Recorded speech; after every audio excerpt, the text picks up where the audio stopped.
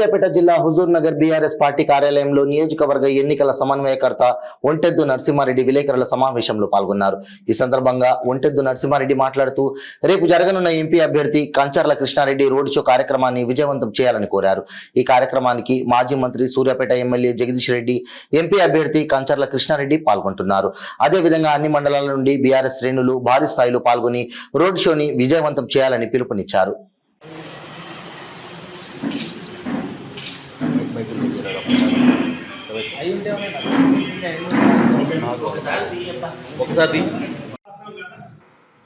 పరిపాలన చేయరాదన్నమాట వాస్తవం కదా. ఇవి ఇండియా కూటమిలో బలమా బలహీనతలా మీరే చెప్పండి.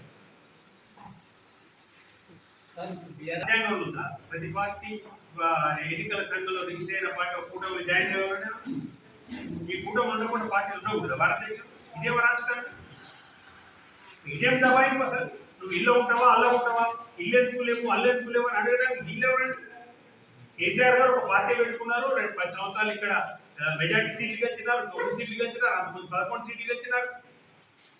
ఒక పార్టీని తీసుకుపోయి ఖచ్చితంగా ఈ కూటమి ఉండాలని ఎవరు బలవంతం చేస్తారు? ఎవరు అడుగుతారు? ఏంటి దబాయి పెట్టి ఈ బ్లాక్మెయిల్ రాజకీయాలేంటి? మేము అదే అంటున్నాం. అసలు ఈ 2 కూటములు లేకుండా ప్రభుత్వం వచ్చే అవకాశం ఉందని చెప్తున్నాం స్పష్టంగా. ఇండియా కూటమి కాకుండా వేరే ప్రత్యామ్నాయ కూటమి అధికారంలోకి వచ్చే అధికారం ఉంది. ఎన్నోసార్లు ఇట్లా జరిగింది. బీజేపీ కూటమి కాంగ్రెస్ కూటమి కాకుండా అధికారం రాలేదా? ఎంతమంది ఏంటో దేవగౌడ కాలేదా, గుజరాల్ కాలేదా, విపి సింగ్ కాలేదా? విపి సింగ్ ఎందుకంటే ప్రధానమంత్రి ఎట్లా కాగలిగినారు? మండల కమిషన్ తెచ్చిన అంత పెద్ద సంస్కారం తెచ్చిండు ఆయన. మైనార్టీ గవర్నమెంట్ ఉంది. వ్యాపారస్తులు వాళ్ళు తక్కువ రేట్లు కొనాలని చూస్తారు. అసలు ప్రభుత్వం ఎందుకు కొంటలేరు? ఒట్లు ఎందుకు కొంటలేరు? జొన్నలు ఎందుకు కొంటలేరు? మొక్కజొన్నలు ఎందుకు కొంటలేరు? వాళ్ళకి ఎందుకు డబ్బులు ఇస్తలేరు? రైతులకు 22,000 కోట్ల రూపాయలు ఇచ్చింది కేసీఆర్ గారు. ఒక్క రైతు బంధు వేసరికి నువ్వు ఆయితాయి కింది మీద పడుతున్నావు. 11 విడతలుగా 73,800 రూపాయలు ఇచ్చింది కేసీఆర్ గారు. కరోనా వచ్చిన ఆర్థిక పరిస్థితి బాగలేకపోయినా తుమ్మల నాగేశ్వరరావు గారు మొన్న అన్నారు, మీ అందరూ చూసింది కదా, నాకే రైతు బంధు పడలేదు అని అంటున్నారు. అన్న మా నాయకుడు జగదీష్ రెడ్డి గారు అడిగిండు, కోట వెంకరెడ్డి గారు మరి ఇప్పుడు మీరు పోయి తుమ్మలని చెప్పి తీసుకొని కొడతారా, లేదు తుమ్మల గారు అంటే మిమ్మల్ని కొడతారా? రైతు బంధు పడకుంటే ఎవరైనా పడలేదు అంటే చెప్పు తీసుకొని కొట్టామన్నాడు. మరి ఇద్దరు నిలబడి చెరువుకు ఈయన చెప్పు తీసుకొని ఆయన చెప్పు తీసుకొని కొట్టుకోవాలి. మరి కొట్టలేదు. ఈ తప్పుడు మీరు ప్రచారం బంద్ చేయండి, అసత్యాలు మాట్లాడకండి. మీరు ఇస్తున్నది పాత కేసీఆర్ గారు ఇచ్చిన రైతు బంధు మాత్రమే. అది కూడా అందరికి ఇవ్వట్లేదు.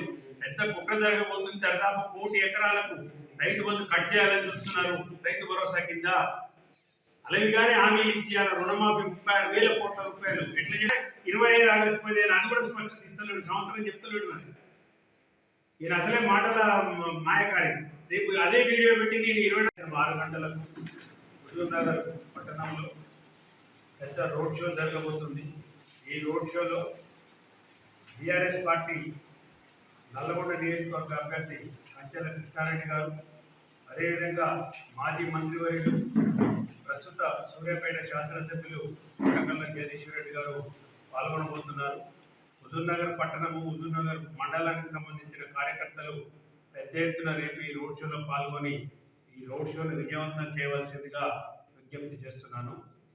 రెండవ అంశంగా ఈనాడు చూస్తే రాష్ట్రంలో జరుగుతున్న పరిస్థితులు, కాంగ్రెస్ పరిపాలనలో జరుగుతున్న విధానాలు మనం పరిశీలిస్తే నిన్న రైతు బంధు, నిన్న కాక మొన్న రైతు బంధు వేసినారు. చాలామందికి ఒక 2,000 కోట్లు రిలీజ్ చేసినారు. మిత్రులారా, మీరు ఆలోచన చేస్తే కేసీఆర్ బయటికి వెళ్ళిన తర్వాత, కేసీఆర్ గర్జించిన తర్వాతనే ఈ రైతు బంధు పడడం జరిగింది. మొన్నటిదాకా రైతు బంధు వేయమంటే ఎన్నికల కోడ్ అడ్డం వచ్చిందని ఇదే రేవంత్ రెడ్డి గారు కాంగ్రెస్ నాయకులు మాట్లాడారు. మరి వాళ్ళ ఎన్నికల కోడ్ ఇడిపోయింది. ఎన్నికల కోడ్ అడ్డం ఎందుకు రావట్లేదు అంటే రైతుల ఆగ్రహము, రైతుల కోపము, రైతుల యొక్క కావేరికి నీళ్లు తీసుకుపోవడం ద్వారా ఇచ్చంపల్లి ప్రాజెక్టు కట్టి తెలంగాణకు ఖచ్చితంగా నష్టము. గోదావరిలో మనకు రావాల్సిన నీళ్లు దోసుకుపోవటమే. ఇట్లాంటి అభ్యర్థికి ఇక్కడ ఓట్లేయడం అనేది శ్రేయస్కరం కాదు. తెలంగాణ ప్రజలకు రైతుల నోట్లో మట్టి కొట్టడమే. కాబట్టి ఈ 2 జాతీయ పార్టీలకు కూడా ఈ పార్లమెంట్ ఎన్నికల్లో ప్రజలు బుద్ధి చెప్పడానికి సిద్ధంగా ఉన్నారు. ఈ 2 జాతీయ పార్టీలకు కూడా తెలంగాణలో ఈ పార్లమెంట్ ఎన్నికల్లో ఓటు అడిగే నైతిక హక్కు లేదని మేము చాలా గట్టిగా భావిస్తున్నాం. కేసీఆర్ గారు కూడా చెప్పినారు, 10 సీట్లు ఖచ్చితంగా మేము దాటబోతున్నాం. 10 సీట్లు దాటబోతున్నాం. దాంట్లో కూడా ఒక కుట్రను అధిగమించి మీరు అడిగినట్టు దాంట్లో కుట్ర ఏంటి? ఇంతకుముందు అసెంబ్లీ ఎన్నికల్లో మీరు చూడండి, వీళ్ళిద్దరు కూడా కుమ్ముక్కై, నేను ఒక వాషి చెప్తున్నాను, ఇక్కడున్న కాంగ్రెస్ పార్టీ వేరు, దేశంలో ఉన్న కాంగ్రెస్ పార్టీ వేరు. దేశంలో ఉన్న కాంగ్రెస్ పార్టీ బీజేపీ ఆర్ఎస్ఎస్ దగ్గర కొట్లాడవచ్చు. ఇక్కడున్న కాంగ్రెస్ పార్టీకి మాత్రము వాళ్ళిద్దరు కూడా సహజంగానే పోతున్నారు. ఇవాళ వాళ్ళు నిలబెట్టిన అభ్యర్థి చూడండి, మీరు సికింద్రాబాద్ అభ్యర్థి కావచ్చు, ఇక్కడ ఉన్న మల్కాజిగిరి అభ్యర్థి కావచ్చు, కరీంనగర్ అభ్యర్థి కావచ్చు, అక్కడున్న ఏంటది